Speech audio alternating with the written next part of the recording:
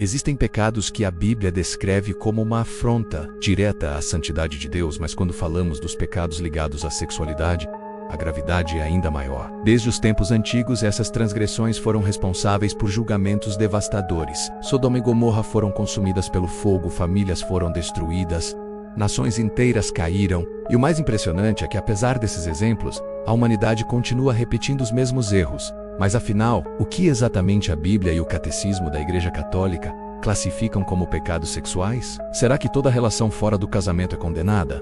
Existem pecados mais graves que outros? A resposta pode surpreender você. Hoje vamos analisar 3 pecados sexuais que a Bíblia condena. E o terceiro é o mais aterrorizante de todos, trazendo consequências espirituais e até físicas que podem marcar gerações. E você já ouviu falar sobre eles?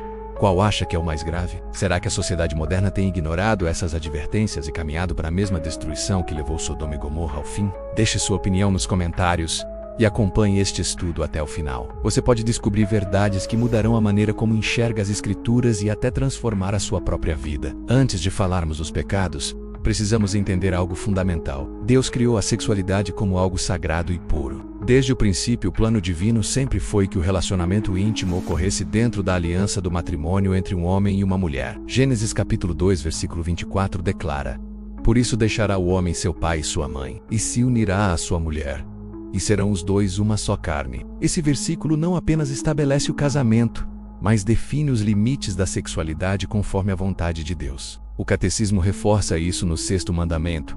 A vocação à castidade e à fidelidade conjugal fazem parte do projeto divino para o homem e a mulher. Mas ao longo da história, a humanidade distorceu esse dom, transformando-o em fonte de corrupção e pecado. O apóstolo Paulo adverte em 1 Coríntios capítulo 6, versículo 18: "Fugi da imoralidade sexual. Qualquer outro pecado que o homem comete é fora do corpo, mas aquele que pratica a imoralidade peca contra o próprio corpo." A fornicação é toda a relação sexual fora do matrimônio. Ela destruiu reis, arruinou famílias e deixou marcas profundas na história. Muitos cristãos se perguntam: se eu sou salvo, por que ainda luto com desejos carnais? A verdade é que nascer de novo não elimina a tentação. O espírito é renovado, mas o corpo continua sujeito às fraquezas. Paulo nos lembra em 1 Coríntios capítulo 6, versículo 16, que quem se une sexualmente fora do casamento se torna uma só carne com a outra pessoa. Isso mostra que a fornicação não é só um ato físico, mas cria um vínculo espiritual que deveria ser exclusivo do casamento.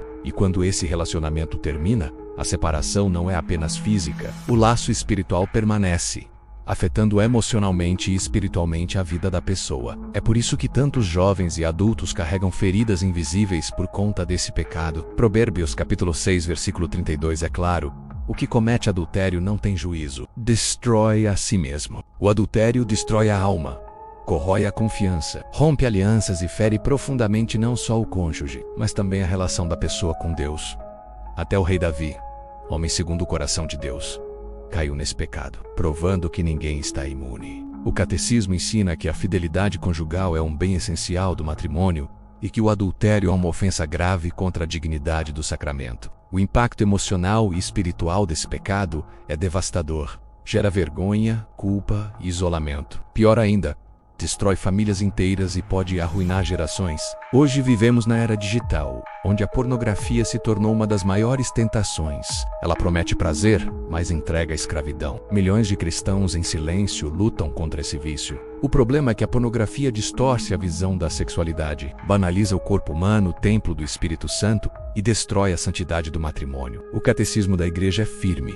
A pornografia é uma ofensa grave contra a castidade, porque distorce o ato conjugal, lesa a dignidade daqueles que a ela se entregam e dos espectadores, transformando uns e outros em objeto de prazer desordenado. Além do espiritual, seus efeitos são visíveis: casamentos desfeitos, aumento da infidelidade, pessoas presas em solidão, vergonha e culpa. É um pecado silencioso, mas que está corroendo a nossa sociedade por dentro. Os pecados sexuais, fornicação, adultério e pornografia não afetam apenas o corpo, mas atingem a alma de forma devastadora. Eles criam laços espirituais perigosos e trazem danos muitas vezes irreversíveis. Mas a boa notícia é que Deus não nos abandona. Sempre há caminho de libertação, arrependimento e cura. A Igreja nos recorda que todos somos chamados à castidade, cada um segundo o seu estado de vida, e que a graça de Deus é suficiente para vencer qualquer tentação. Se esse conteúdo está fazendo sentido para você, inscreva-se no canal, Curta este vídeo e compartilhe. Assim conseguimos alcançar mais pessoas e iluminar mais vidas com a palavra de Deus. Deixe seus pensamentos nos comentários, sempre com respeito. E se este conteúdo foi importante para você, lembre-se, além de se inscrever e compartilhar. Se quiser ajudar ainda mais nosso trabalho, confira os links fixados aqui embaixo. Que Deus te abençoe e te guie na santidade.